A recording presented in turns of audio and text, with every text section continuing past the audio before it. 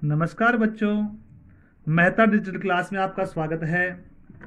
आज हम आपके महाराणा प्रताप का जो पाठ पढ़ रहे थे वो पढ़ेंगे। उसका द्वितीय जो पाठ है हम पढ़ेंगे। जो छठवें पाठ में आपने महाराणा प्रताप के बारे में पढ़ा था कि महाराणा प्रताप किस प्रकार से मेवाड़ जो राज्य है उसके सूरवीर थे। उन्होंने कई युद्ध लड़े, उनकी शौर्यता के बारे में हमने पढ़ा था। पुनः आगे पढ़ते हैं। प्रतापस्य राज्य काले अकबर इति नामकः मुगल शासक आसीत्। अकबरस्य सेनया सह प्रतापस्य अनेकवारं युद्धम् अभवत्। मुख्य युद्धं हल्दीघाटी स्थाने अभवत्। अतएव एतत् हल्दीघाटी युद्धम् इति नाम्नः प्रसिद्धम् अस्ति। अस्मिन् युद्धे प्रतापः चेतक इति नामकम् अश्वम् आरुह्य बहुशौर्यं प्रदर्शितवान्। प्रतापस्य सेना पर्वतीय युद्धेषु कुशला आसीत्। अतएव मुगल सेनायाः अशिक्षिता अतिक्षति जातः। मुगल सेना स्थानीय जनानां विरोधकारणेन परावर्तितः। अस्मिन् युद्धे प्रतापस्य राज्ये अपि जनक्षति धनक्षतिश्च संजातः। तस्य सेना अपि धनाभावे विघटिता। अब देखिए प्रतापस्य राज्य काले अकबर इति नामकः मुगल शासक आसीत्। प्रतापस्य प्रताप के राज्य काल में अकबर इति नामकः अकबर इस नाम का मुगल शासक आसीत्, मुगल शासक था, मुगल सम्राट था। अकबरस्य सेनया सह अकबर की सेना के साथ प्रतापस्य अनेक बारम युद्धम अभवत्। प्रताप का अनेक बार युद्ध हुआ। मुख्य युद्धम हल्दीघाटी स्थाने अभवत। मुख्य जो युद्ध था वो हल्दीघाटी स्थान में हुआ। तो अकबर जो थे वो मुगल सम्राट थे और उस समय महाराणा प्रताप जो थे वो मेवाड़ के अधिपति थे। तो इनका अनेक बार युद्ध हुआ इनसे साथ में। और जो मुख्य युद्ध था हल्दीघाटी का युद्ध वो आपके हल्दीघाटी नामक स्थान पे हुआ। अतएव एतत् हल्दीघाटी युद्धम इति नाम्ना प्रसिद्धम अस्ति। अतः एव इसलिए एतत् इसको हल्दीघाटी युद्धम इति नाम्ना प्रसिद्धम अस्ति। ये जो युद्ध है वो हल्दीघाटी नाम के युद्ध से प्रसिद्ध है, इस नाम से प्रसिद्ध है। अस्मिन् युद्धे प्रतापः चेतक इति नामकम अश्वम आरुह्य। इस युद्ध में प्रताप चेतक नाम के अश्वम यानी घोड़े पर आरुह्य यानी बैठकर बहुशौर्यम प्रदर्शितवान, बहुत अधिक शौर्य वीरता को प्रदर्शित किया इन्होंने। यानी जो महाराणा प्रताप थे उनके मुख्य घोड़े का क्या नाम था? चेतक था। और इस युद्ध में चेतक घोड़े के ऊपर असवार होकर के महाराणा प्रताप ने बहुत ही अधिक शौर्य का प्रदर्शन किया, बहुत अधिक युद्ध कौशलता का और वीरता का प्रदर्शन किया। प्रतापस्य सेना पर्वतीय युद्धेषु कुशला आसीत्। प्रतापस्य यानी प्रताप की सेना पर्वतीय युद्धेषु कुशला आसीत्। पर्वत जो सेना थी वो पर्वतीय युद्ध में यानी पर्वतों के अंदर युद्ध करने में कुशल थी। क्योंकि जो मेवाड़ का जो ज्यादातर हिस्सा है वो सारा पहाड़ी इलाका है, तो वहाँ के निवासी लोग थे वो, तो वहाँ के निवासी इस युद्ध कला के अंदर प्रसिद्ध थे कि पहाड़ों में किस प्रकार रहा जाए, किस प्रकार चला जाए, वहाँ पे किस प्रकार किस जगह से आक्रमण किया जाए। इस प्रकार से जो उसके सैनिक थे वो इसमें प्रसिद्ध थे। अतएव मुगल सेनाया अतिक्षति जाता। अतएव इसलिए मुगल सेना की अतिक्षति यानी बहुत अधिक विनाश, क्षति यानी नाश जाता हुआ। मुगल सेना स्थानीय जनानाम विरोध कारणेन परावर्तिता। मुगल सेना जो थी वो स्थानीय जनानाम स्थानीय लोगों की विरोध करने के कारण परावर्तिता पुनः वापस लौट गई, पीछे हट गई।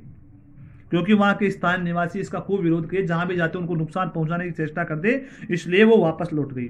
अस्मिन् युद्धे प्रतापस्य राज्य अपि धनक्षति से संजाता। अस्मिन् युद्धे इस युद्ध में प्रतापस्य प्रताप के राज्य की भी जनक्षति और धनक्षति से संजाता और धनक्षति हुई। अर्थात बहुत से लोगों का विनाश हुआ, शहीद हुए लोग, मृत्यु को प्राप्त हुए और धन का भी विनाश हुआ। तस्य सेना भी धनाभावे विघटिता। उसकी सेना भी धन के कारण विघटित हो गई, मतलब टूट गई, कम हो गई उसकी सेना। क्योंकि धन का अभाव हो गया, इतना विनाश हो गया तो वो सेना धन के अभाव में टूट गई।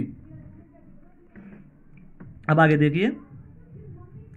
परम प्रतापः कदापि पराजयम न स्वीकृतवान। अरण्य गुहा प्रदेशेषु उषित्वा स्वसंकल्प सिद्धये सैन्य संग्रहणम उपाक्रमतः।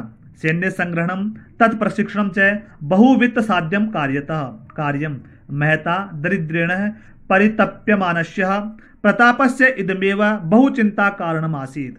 प्रतापस्य चिंतां विभाव्य भामासः नामा कश्चित् श्रेष्ठी किमपि महत् कार्यं कर्तुं कालः समायात इति भावितवान्। अब देखिए, आगे देखिए, परम किंतु प्रतापः कदापि पराजयं न स्वीकृतवान्। परम किंतु प्रतापः कदापि, महाराणा प्रताप ने कभी भी पराजय को न स्वीकृतवान, स्वीकार नहीं किया। अर्थात महाराणा प्रताप ने कभी भी पराजय को स्वीकार नहीं किया। अरण्य गुहा प्रदेशेषु, अरण्य यानी जंगल में, और गुहा प्रदेशेषु गुफाओं के प्रदेश में, उषित्वा रह करके, निवास करके, स्वसंकल्प सिद्धये अपने संकल्प को सिद्ध करने में, सैन्य संग्रह उपाक्रमता है, सेना का संग्रह करना प्रारंभ किया। अर्थात सेना का संग्रह किया, इकट्ठा किया। तो प्रतिज्ञा क्या थी महाराणा प्रताप की कि मैं जब तक अपने जो मुगलों द्वारा विजित प्रदेश है उनको जीत नहीं लूंगा, प्राप्त नहीं कर लूंगा, तब तक ना तो महलों में रहूंगा, ना गद्दे पे सोऊंगा, पलंग पे सोऊंगा, और ना कभी सोने चांदी के बर्तनों में भोजन करूंगा। जंगल में रहूंगा और ऐसे ही निवास करूंगा। तो इस संकल्प को उन्होंने पूरा किया और सेना को संग्रह करने की चेष्टा करते रहे।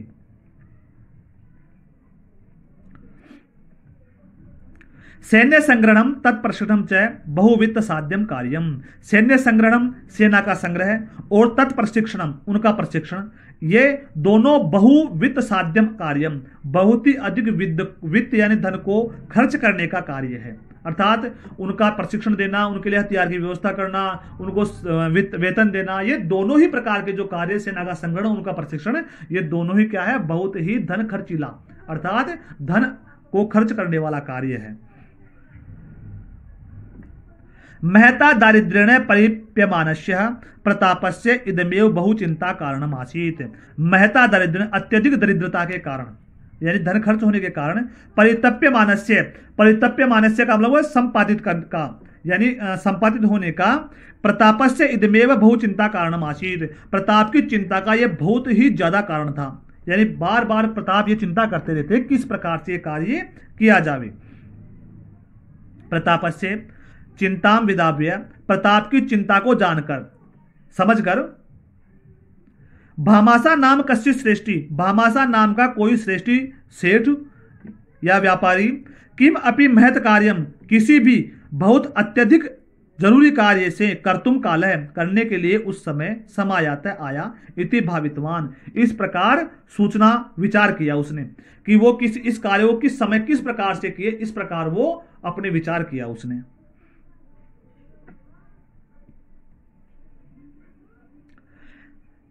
स प्रतापम निक्सा गत्वा उवाचः प्रभो अहम बौद्धवंशस्य सेवकः मम हस्ते प्रभुतं धनं विद्यते तेन भवान् 25 सहस्र सैनिकान् 12 वर्षपर्यन्तं पालितुं प्रभविष्यति इति। तदा प्रताप उवाचः अहम नेतद्वतं स्वीकर्तुं शक्नोमि एतद् धनं भवता अर्जितम् अस्ति। तो देखो, तो जो श्रेष्ठी था एक भामासा नाम का, उसने विचार किया कि मैं किस प्रकार इस समय उसकी सहायता करूं, क्या विचार किया जाए कि मैं उसकी सहायता कर सकूं। तो स प्रतापम निक्साम गत्वा उवाच है, स यानी वह जो भामासा था वह प्रतापम निक्साम, प्रताप के पास में, महाराणा प्रताप के पास में, गत्वाम जाकर के उवाच कहा, प्रभु स्वामी अहम मैं भवद वंशस्य सेवकः, तुम्हारे वंश का सेवक, यानी मैं आपका जो वंश है उसका सेवक हूं। मम हस्ते, मेरे हाथ में, प्रभुतम धनम विद्यते, बहुत ज्यादा धन है, यानी मेरे पास बहुत सारा धन है। तेन भवान, उससे आप 25 सहस्त्र सैनिकान, 25,000, 25 का मतलब क्या हो गया, 25,000 सैनिकान, सैनिकों का, 12 पर्यंतम 12 वर्ष तक, पालितुम प्रभविष्यति, पालन कर सकते हो, समर्थ हो जाओगे, उनका खर्चा उठाने में समर्थ हो जाओगे, उनका आप लालन पालन कर सकते हो। यानी ऐसा उस भामासा ने कहा कि मेरे हाथ में बहुत ज्यादा धन है, बहुत सारा धन है, तो आप उससे 25,000 सैनिकों को 12 वर्ष तक आप उनका लालन पालन कर सकते हैं, अर्थात उनका खर्चा उठा सकते हो।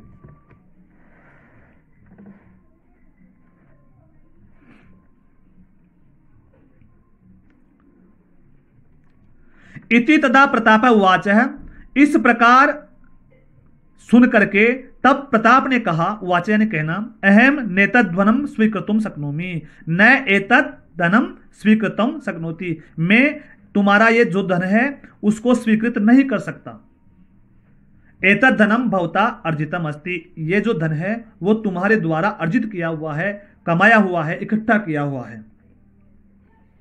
तदा भामासा प्रवोचत, तब भामासा ने कहा, नेतद्धनम परकीयम देश रक्षार्थम मया अर्जितम इदम धनम यदि सहायकम भवेत तहि मम जीवनम सार्थकम भविष्यति इति भामासाहस्य वचनम श्रुत्वा प्रतापस्य मनः आसीम असीम शांतवत्नाम आप्तवान। अब देखो, तो प्रताप ने क्या कहा कि मैं तुम्हारे इस धन को स्वीकार नहीं कर सकता क्योंकि ये तुम्हारे द्वारा अर्जित किया हुआ धन है। तो तब भामासा ने क्या कहा, नेतद धनम परकीयम, ये धन दूसरे का नहीं है। न एतद धनम परकीयम न एतद, तो यहां पे कौन संधि हो गई, वृद्धि संधि हो गई। तो ये धन परकीयम दूसरे का नहीं है।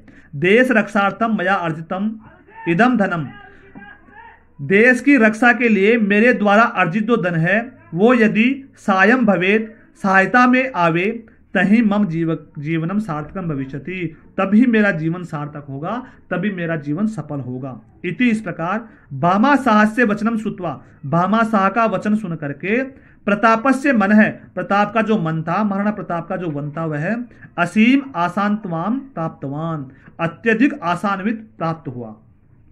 यानी ऐसी बात भामासा से सुन करके उसको शांति प्राप्त हुई कि चलो अब युद्ध के लिए आगे का रास्ता तो निकल आएगा। अब आगे देखिए, तेन पुनः सैन्य शक्ति संग्रह कार्यम आरब्धम महासैन्यम च रचयामासः तया सेनया च मुगल शासनम प्रति स्वातंत्र्य युद्धम प्रारभत स्वराज्य हस्ताच्युतान अनेक भागान पुनः हस्तगतान कृतवान तेषु मोहि गोकुंदा उदयपुरम इत्यादया मुख्य आसनः स्वराज्ये शांतिम संस्थाप्य चावंड नामकम स्थानम स्वराजधानीम अकरोत्।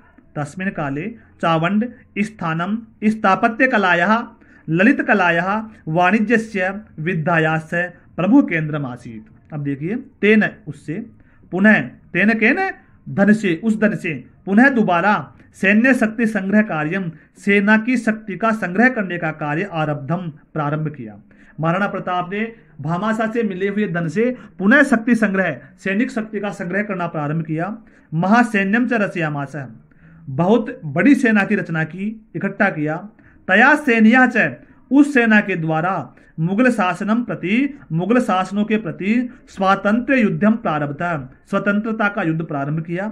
स्वराज्यम हस्तच्युतान, अपने राज्यों को जो हस्तच्युत हो चुके थे, चले गए थे उनके हाथों से, अनेक भागान, उनके अनेक भागों को पुनः दोबारा हस्तगतान कृतवान, प्राप्त करना प्रारंभ किया।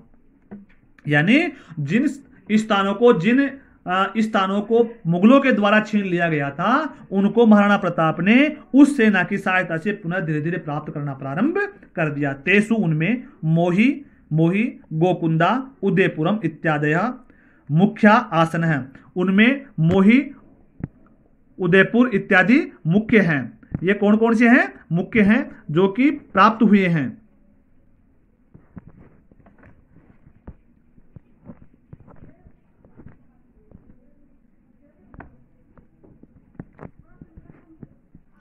उनमें मोही गोकुंदा उदयपुरम इत्यादि है, उनमें मोही गोकुंदा उदयपुर इत्यादि मुख्य हैं आसन।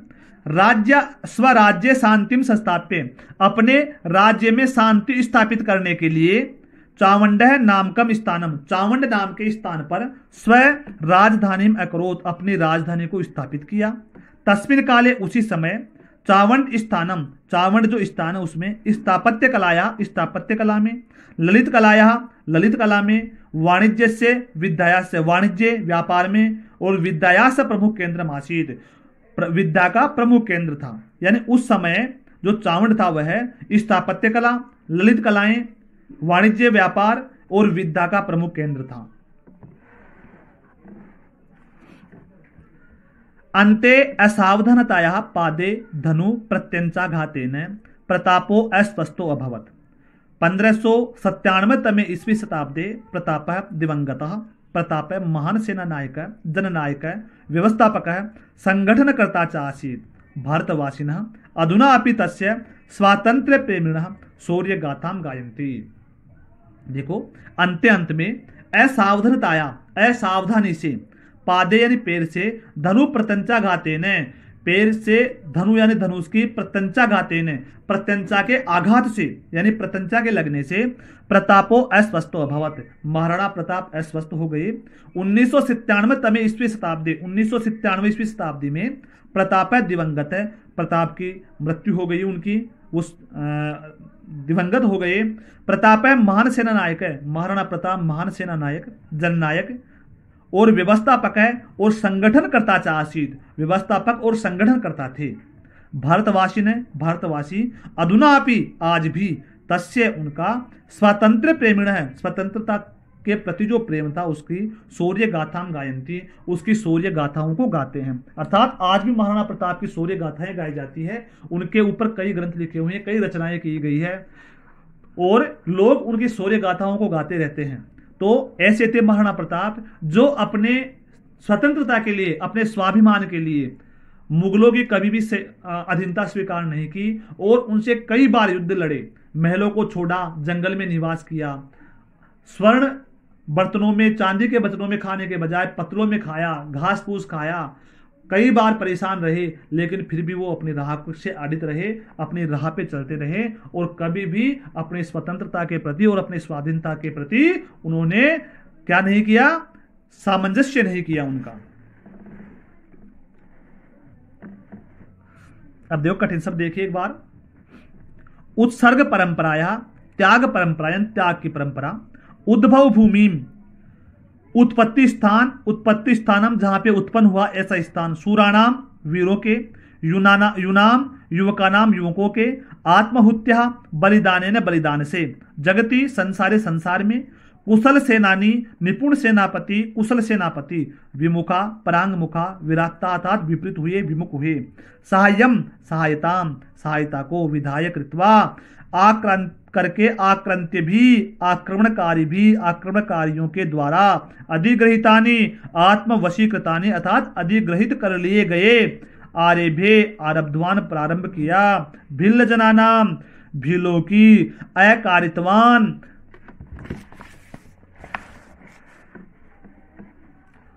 बुलाई। हस्तच्युतान, स्वनियंत्रणात् वियुक्तान, अपने नियंत्रण से अलग हुए, अपने हाथ से निकले हुए। अतिक्षति, अत्यधिक हानि। विघटिता, बिखर गई। अरण्य गुहा प्रदेशेषु, वन क्षेत्रेषु, वन गुफाओं में, वन के क्षेत्र में। उषित्वा, निवास करके, रह करके। उपाक्रमतः, प्राप्त किया, अकरोध किया।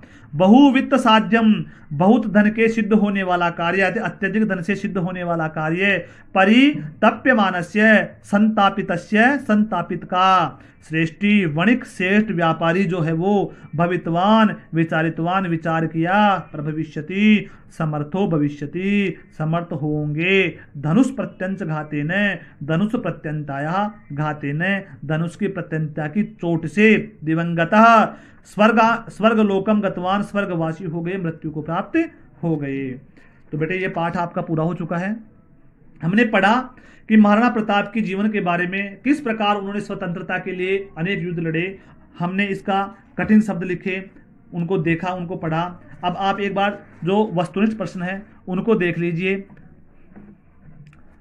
अभ्यास प्रश्न में पहला प्रश्न है आपका, मेवाड़ राज्यम उद्भव भूमि रस्ति ही। मेवाड़ राज्य की जो उद्भव भूमि है, जो है वो कैसी भूमि है। एक तो उत्सर्ग परंपराया, शूराणाम शौर्यस्य, प्रतापस्य, वीराणाम। तो क्या आ जाएगी, उत्सर्ग परंपराया। उत्सर्ग यानी त्याग की, बलिदान की परंपरा वाली। महाराणा प्रतापस्य वंश आसीत, महाराणा प्रताप का वंश था। पुण्यवंश, सिसोदिया, गुप्त और मौर्य। तो कौन सा वंश था, सिसोदिया वंश आ जाएगा इसमें। मुगलई सह प्रवर्तम प्रतापस्य मुख्य युद्धम आसीत, मुगलों के साथ जो प्रवर्त प्रताप का मुख्य युद्ध कौन सा था, यानी प्रताप का मुख्य युद्ध कौन सा था। तो मुख्य युद्ध कौन सा था? चित्तौड़ युद्धम, उदयपुर युद्धम, हल्दीघाटी युद्धम और चामड़ युद्धम। तो कौन सा था? हल्दीघाटी युद्धम। प्रतापाय कै स्वयं संपूर्ण धन दत्तवान। प्रताप के लिए किसने अपना संपूर्ण धन दे दिया? किसने दिया? चेटक, उदय सिंह, हकीम का सूरी और भामाशाह। तो किसने दिया था? भामाशाह ने दिया था। ये आ जाएगा। तो बेटे अभ्यास के प्रश्न में आपके वस्तुनिष्ठ प्रश्न देख लिए हमने। अब आपको करना क्या है, इस पाठ का हिंदी सरलार्थ, कठिन शब्द और जो वस्तुनिष्ठ प्रश्न है वो आपको SW में करना है और आपको इसको याद करना है। नेक्स्ट मंथ में आपका एग्जाम है, शायद 27 तारीख के लगभग भी हो सकता है। तो इस मंथ में आपको सिलेबस डाल दिया जाएगा। 4-5 दिन पहले आपका जो भी होगा उस पर सिलेबस डाल दिया जाएगा, आपको जल्दी बता दिया जाएगा। तो आप ध्यानपूर्वक पढ़ोगे और इसको याद करोगे। व्याकरण में आपके संधि हो चुकी है, तो संधि के बाद में जो और टॉपिक है संधि में, बाकी जो है और टॉपिक वो आपको पढ़ा दिए जाएंगे। पहले 2 या 3 पार्ट कंप्लीट कर लेते हैं। ठीक है बेटे, धन्यवाद बेटे।